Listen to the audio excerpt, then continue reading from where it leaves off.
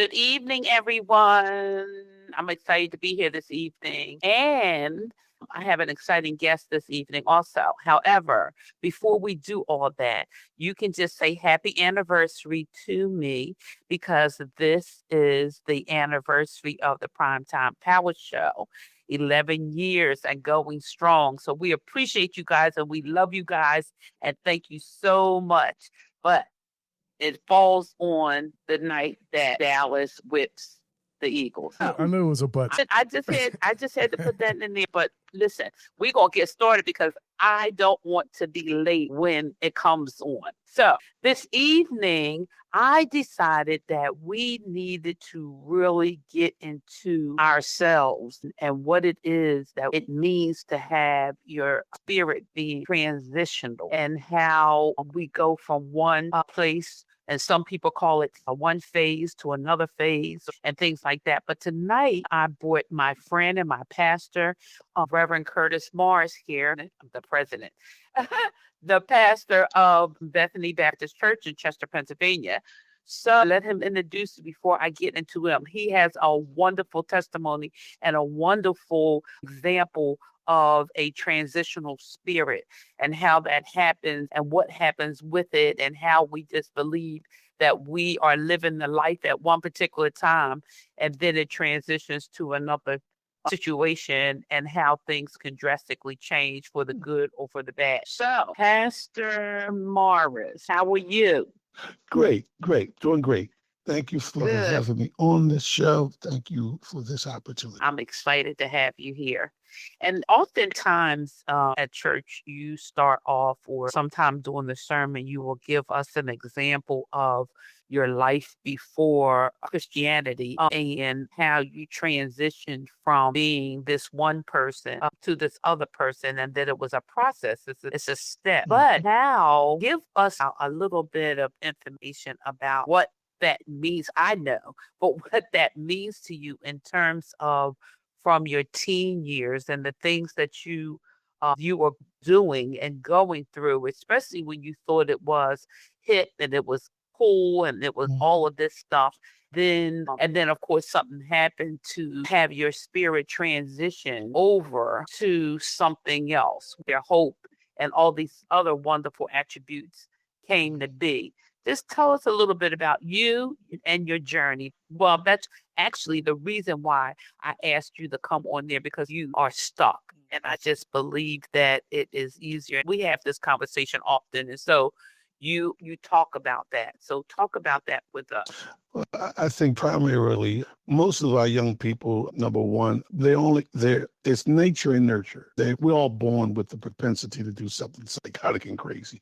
And then they're nurtured in an environment that has normalized behavior that's violates God, violates culture. I mean, I grew up in a community where I told you the first time I met a man who thought cheating on his wife was a problem. I was 28 years old. Everybody I knew cheated. So, we thought, that's what we're supposed to do. What I've learned early was Professor Dr. Ernest Berry told me I was cognitively underdeveloped. And that's how I see myself in the world. They see themselves in no other like that because by nature we can do it. And then we're nurtured in our environment. It depends on where you come from. So you live what you learn. So they see that. And in the Black community, including the sub-marginalized community, the ballers are the Negroes who are hustlers and chasing the women, the drug dealers, and the ones with all the money. So it becomes the norm. And I think what happens is you are consciously incompetent. You don't even know it's a problem. It's normal. It really is. It's what we do. It's not what we do. It's who we are. If we've become our environment, you take our sin nature we got from Adam and our nurtured environment, guess what? Including for African-American males, because we're still dealing with post-traumatic slavery syndrome. We're dealing with the systematic racism, marginalization that creates these communities. So you only what you come from. And unfortunately, in those communities, growing up, if you wanted to work a 9 to 5, if you was a smart kid, because the majority of people wasn't, you was beat up and bullied and looked down upon. It was normal. So I was only being what I came from. My oldest brother, he was part of the Black Mafia. My other brother was a felon.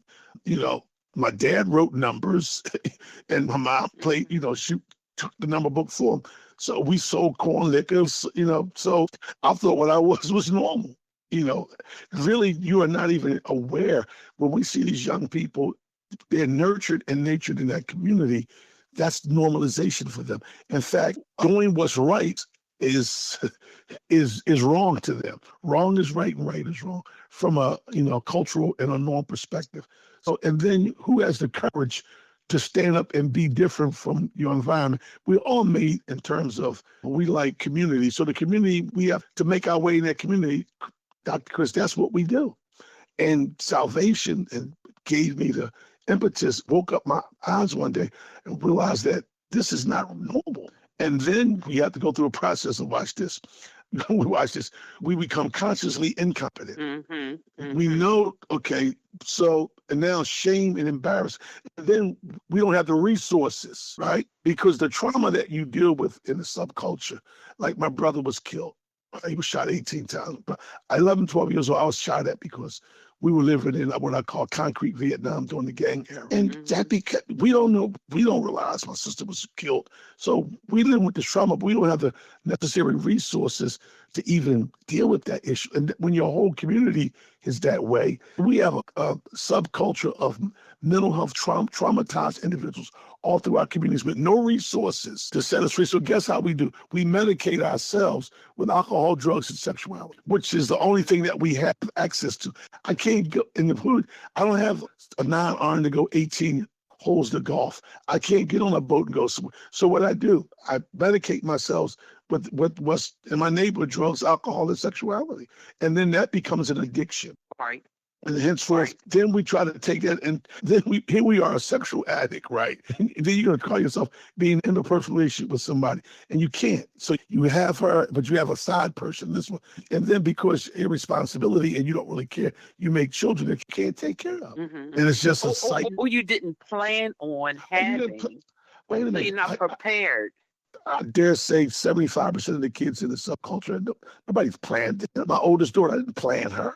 Right. Her mother was, unfortunately, her mother was a source of healing for my trauma through sexuality and irresponsibility and not thinking, because guess what? I'm in so much darkness and pain in my own self and soul. We create a human being, unfortunately. And so you see that all through the subculture, all through the marginalized community, the Black community in this country, including in the urban areas all over the nation.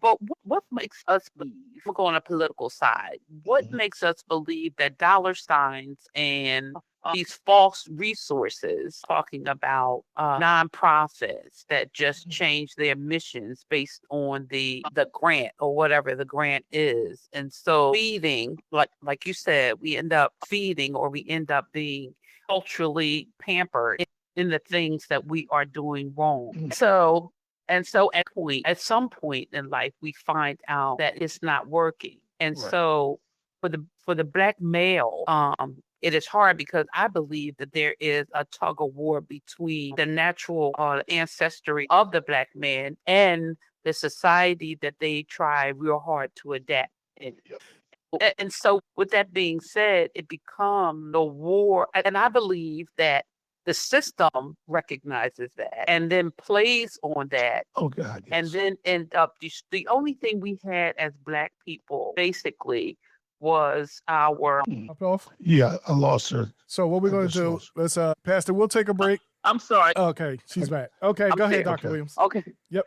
Okay, so what we have is what we did have, even if we didn't have materialistic things, but we did have family. And then when that was taken away from us, or we allowed it to be taken away from us because of a lack of knowledge, so then we're in a place of another war or another tug or another transition that we have to go through as a people and as individuals to say what's right and what's wrong.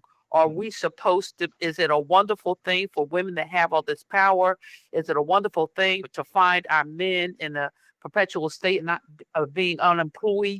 Was it a wonderful idea to educate our men to advance above the average male? You know what I'm saying? So and the reason why I wanted to talk about this is because these are transitions, and actually they're actually life changing, and they're tradition and they're transitional. So we go from this to this to this to this to this.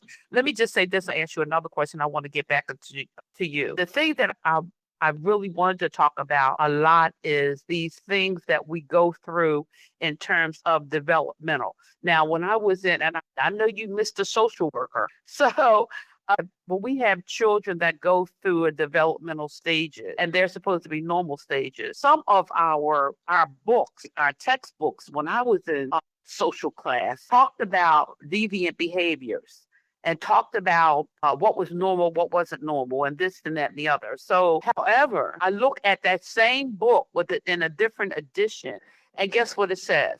Most of those deviant behaviors that I studied that labeled them deviant behaviors are no longer deviant behaviors. You know what they are now? What? Alternative lifestyles. Okay. So how do you get adjusted to alternative lifestyles that is different than what you were brought up with? Mm-hmm. How does that transition happen? When does it happen? Does it happen in adolescence? Does it happen when you get to college? Does it happen after? You know what I'm saying? When you graduate, at some point, there's a transition that happens as an adult. Mm-hmm. When? Well, I think when structuring people's cognitive view, how they see the world, is the best time to do that, and is shaped, unfortunately, during adolescence, during this stage of development, which in turn, this is the stage when your brain, the part of the brain that's fully developed, that understands what's right and wrong, really doesn't fully develop to mid-20s. And then if you had trauma and abuse, sometimes it's delayed. So it's always when you're young, you build who you are, usually before you're 25, 26 years old. And unfortunately, your brain is not fully developed. And so when you don't have guidance and you don't have any structure for it, then guess what? Who has your ear the most? Well, Google, right? We live in a generation of technology and information where when I was a child, those who were important to me were parents and people was close. Now, guess who raises our children? Well, social media. So their cultivation comes from that. And watch this, it's antithetical to their grandparents' vision. And guess what? Their grandparents' mindset was based upon piety from a Christian faith that was a large part of the Black reality. But then the educational system of America was in contradiction to the things of God. Is what Pablo Freire wrote in his book, The Pedagogy of the Oppressed. It's called consciousization, where your conscience is being cultivated by the things that, again, nature and nurture, the environment which you play in. And since we're African Americans, we only make up 13%, and we don't, watch this, we don't make no noise, we don't make no developments. We pick up that what the majority culture places in us. That's why W. Du Bois talked about the double consciousness. And it's who we are as people struggles with who we are as Americans. And so our children and our young people are basically cognitively, they have a bivocation, they have what you call a bipolarness. They know in their depthness of their family tradition is different, but guess what? They're overwhelmed. And then guess what? 76% of our children come from single parent homes. So how do you call normalization when they never see normalization? The normalization of two parent, when you don't see that. Right. 76% of them come from single parent homes. So what do you call normal? What do you call, right? Okay, your nice little, here it is, your nice little Judeo-Christian concept of a man and a woman. Here it is. It's supposed to be a father and three kids. No, it's a father and three daddies. Right. So how do we deal with this in our conscious? Okay, what we see and what we live, that's the bivocation. That's a double consciousness from my soul to what I see. And when you're a child and you're young, you're not able to discern. And by the time you're able to discern in your late 20s or 30s, in fact, you have a multicultural perspective, which causes you stress and trauma anyhow. Because it's two of us in all of us. Yes. Again, like I shared with you, from my perspective, I was raised searching to have a bunch of women. Mm-hmm. I was 28 years old when I realized, and I'm not talking about when you were single or married. My father had 15 children. I have a brother born the same day. So, what's supposed allegedly right and what's real is two different. So this man I was working with, I said, these women trying to have sex with you, you need to get with them. He said, I'm married. And I told him, I said, what they got to do with anything? Wow.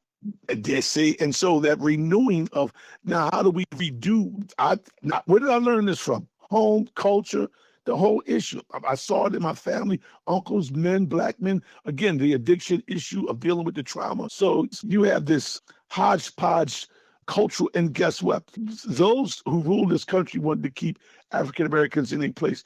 They created systems that would create this type of structure, i.e., aid for dependent children, right?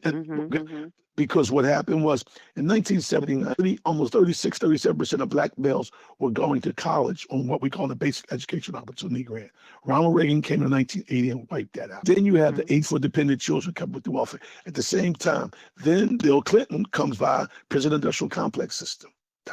Then you at the same time, you had the post-industrialization. You remember when you can get living wages, which broke up the black family, places like Bud, those companies all went overseas. Right? You know how Flint ended up the way it did? Because everybody in Flint lived in Detroit, and Detroit and Flint, they was real close to each other. Well, GM shipped their plant down to San Antonio so they can get the Mexicans to come in and work for nothing. So now you break down the family structure because the black work middle class has been destroyed. At the same time, you have prison industrial complexes. You stop the basic education opportunity grants, and then you flood the black community with crack. Listen, I have a daughter who's 48 years old, be 49. Her mother and I was a teenager. I was 19, her mother was 17. We had an 18-year-old child. Her mother didn't want to marry me because I thought I was going to marry because now she gets for dependent children. I went to court because the Department of Welfare took me to court because you have to pay child support. They told me if I gave her more money than what they said, they could arrest me. What? That was because she was getting money from the government, right? Oh, that's right. And if you now, ain't nobody overpaying, right? But if I asked the judge, I can't pay no more. If you do that, Mr. Morris, we will have you for contempt of court. So I had to sneak money through my sisters to get my daughter's stuff. So how do you think she grows up as a welfare baby thinking? And my daughter and I had this conversation. My daughter's 40. Well, she didn't realize until about 2 or 3 years ago because we had conversation about this. So now I'm disillusioned by what we call a nuclear family. Right. So what is my family? That's a good question. So now, and then guess what? Again, with the power of the media, right? I was talking to the students and I was doing adjunct work in Lincoln a couple of semesters. I asked them to pull up their usage time. The average usage time daily for the young people is anywhere between 9 to 10 hours a day with a system, right? What the internet has. And then here's another issue. I found out that 80% of young girls before they're 15 have seen hours of hardcore pornography. Wow. So how does that shape your morality? So, and with pornography, you have all kinds of sexual acts. Right. And you don't have the parental guidance with 76 of them. And then can you imagine this? Then you have 3 other siblings, but they got 3 other daddies. Wow. Because the economic system creates that where there it is. Remember the movie Claudine? Yes.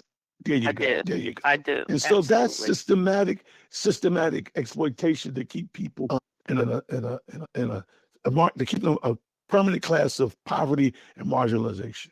And then here's one. Now let's go to a Bible verse.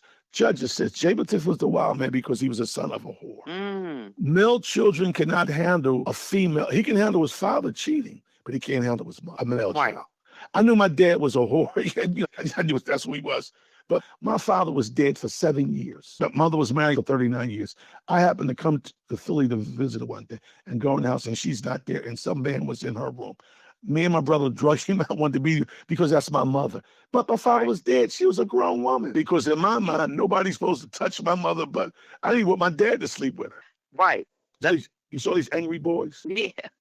And so you listen to some of the hip hop. 50 Cent confused, saw my mama kissing a girl. Wow. Snoop said, "Ain't no fun if my homie can't get none." Angry, it shows the anger that he has with his mother because of her being promiscuous. A male child can't handle that. It's only from a male perspective. My dad, all my brothers, but if my sisters would have did that. So different story, right? So you see the confusion in the culture, and then there's no foundation. Because, guys, I don't care what you say, they need to see it. Yeah. And so we can spout all we want, theological, the Bible says this, but then, come on. Ain't nobody blind. You go in the church, you don't see gay people in the church. Listen, you go see. Listen, you took away all the homosexuals in the black church during the great era of the church. You hadn't had no choirs, right? Yeah. Well, and even in the pulpit. So And the orthodoxy don't meet the orthopraxis. yes, yes. So we have this tension. And so how we deal with it, it has to be here it is. What changed me from being a whoremonger, she said, Digger, you bring any more stolen stuff in this house, I'm going to call the police on you, robbing people, whatnot, was understanding that the love of God, which was so gracious and merciful, not because of it, but in spite of me, and really understanding the grace and love of God, mercy, help me. Wait, I use this example. I didn't stop doing crazy stuff and still because I was afraid to die or go to jail. When you're in that culture, you really don't care. A guy named Donald Lane said this while I went to college. He said, Curtis, because my older brother, when he got murdered, and my other brother got shot, and he said, she said, your mom, can't handle that. And I thought all what my mother tried to do for me motivated me not to want to hurt her again. Well, that's what the cross is. All what he did for me. It's not that I'm getting better because I'm worried about him getting me. I'm trying to get better because he didn't get me. Say that one again. Yeah, I don't try to live right because I think God gonna get me. I try to live right because he did get me. And so when you start helping people understand the love and grace of God and the mercy of God, now don't mean you're gonna be perfect overnight. I'm not what I want to be, but I'm not what I used to be. And in the meantime, what happens is when these behaviors in your life start changing and you get the fruit of that, you say, whoa, it was great, Chris, when I woke up, when I stopped getting out. Listen, I started getting out when I was 11 years old. Only graduation I remember was my seminary graduation. 6th grade, 9th grade, 12th grade, college, all of them. Because guess what? About family predisposition to alcohol. So I'm a recovering addict. It was nice waking up on Saturdays and I got money in my pocket, no hangover. And remember what you did, right? And wait a minute. The last time I was out, I woke up in my mother's house, not my apartment, with a crackhead that I picked up from down Richard Allen Project and brought all the up East Point to my mom's crib. Wow. And not worrying about, wait a minute. Every time I saw the police because I'm riding dirty, the peace of God started, I'm like, okay, wow, this is all right. I'm not what I want to be, but, partly why it took me so long to pastor a church was because I knew I wasn't ready. My first pastor licensed me and ordained because I was doing campus ministry because I wouldn't take this church. I knew I wasn't ready. I had too much PTS in me, and it showed itself. You remember that sheriff, grabbed a couple of the members from the church and was ready to beat them up because of the way I was growing up in the hood, moving in the project, street gang war and all that's crazy. A brother being murdered, a brother being shot. That stuff is like, you don't even know it until the situation arises, how you respond. And I knew I could not pastor a church that early in the game because, I had not got that trauma of being shot, that the trauma of fighting and almost being, being stabbed and all that good stuff. You grew up in it. So it's a process. And the Bible says, now we are the children of God that doth not yet appear what we shall be, but when he shall appear. So I know I ain't gonna be like him till I see him. But in the meantime, I got a little bit more peace. And guess what? I've been married all these years. Listen, you know what? With my first wife, I got married in August, February was divorced. I got married 25th, August 30th. I got somebody else pregnant. Because I learned that from my dad. Yes. Well, listen, so these are the things. Listen, I could talk to you forever, because we had these long conversations, but I have to go because I know the games have started and I know that some other people come. However, Pastor Morris, I am going to invite you back because the conversation and your experiences and that you have is very relevant, not just to our children, but to our adults. And some of us wonder why we do what we do, or why things are the way they are, or why is it that things don't change for me? So we can go more in some of those things. And why is it that trauma follows me? Or the fact that, why is it that I have to go through this? Why do bad things happen to me? And so we can go on that, because if the bad things didn't happen to you, then no, you would not look forward to any good things. But in any case, I just want to thank you from the bottom of my heart for coming and spending some time with us, especially on the evening of when your team is going to get whipped. And so, I appreciate you doing that. Dr. Williams, it's 7-7 right now. It's a tie. So we let try to get that first touchdown, but your team gonna get there behind. They're gonna beat us like they stole something. I know, but I know that's how you feel. But guess what? It won't be the first time. but it's gonna be the last time if it does happen.